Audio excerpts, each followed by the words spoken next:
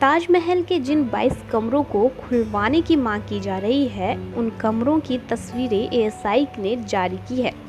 साथ ही कहा है कि ये तस्वीरें उस दौरान ली गई थी जब उसकी मरम्मत की गई थी। ताजमहल के तहखाने में बंद 22 कमरों पर इन दिनों घमासान मचा हुआ है।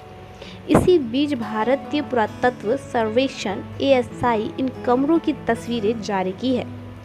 आगरा एएसआई प्रमुख आर.के. पटेल ने इंडिया टुडे आज तक को बताया कि तस्वीरें जनवरी 2022 के न्यूज़लेटर के रूप में एएसआई के वेबसाइट पर उपलब्ध है। कोई भी इसकी वेबसाइट पर जाकर इन तस्वीरों को देख सकता है। आर.के. पटेल ने कहा कि कमरों में बंद किए गए मरम्मत कार्य की तस्वीरें जारी की गई है। वहीं पर्यटन उद्योग के सूत्रों ने बताया कि इन कमरों में क्या है, इस बारे में गलत बातें ना फैले, इसे रोकने के लिए ही इन तस्वीरों को सार्वजनिक किया गया है। इलाहाबाद हाई कोर्ट की लखनऊ बेंच ने हाल ही में डॉक्टर रजनीश कुमार की ओर से दायर इन 22 कमरों को खोलने की मांग वाली जनहित याचिका को खारिज कर दिया था। इसके बाद एएसआई की ओर से ये तस्वीरें शेयर की गई है। इसमें बताया गया है कि इन बंद कमरों में प्लास्टर और चूने की प्लानिंग सहित रेनोवेशन का काम गया था। इस काम में करीब 6 लाख रुपए खर्च आया था। ताजमहल में 22 कमरों को खोलने का याचिका पर सुनवाई करते हुए हाईकोर्ट ने कहा था कि आप एक समिति के माध्यम से तथ्यों की खोज की मांग कर रहे हैं। आप कौन होते हैं, यह आपका अधिकार नहीं है और ना ही यह आरटीआई अधिनियम के दायरे में है। हम आपकी दलील से सहमत नहीं हैं।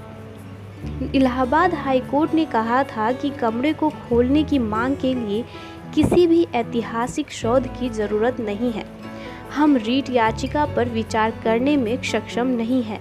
यह याचिका खारिज की जाती है, जिससे पहले हाई कोर्ट ने सुनवाई के दौरान याचिकाकर्ता की कड़ी फटकार लगाई थी और कहा था कि इस मुद्दे पर रिसर्च करो, इसके लिए एमए पीएचडी करो, कोई ना करने दे तो हमारे पास आओ।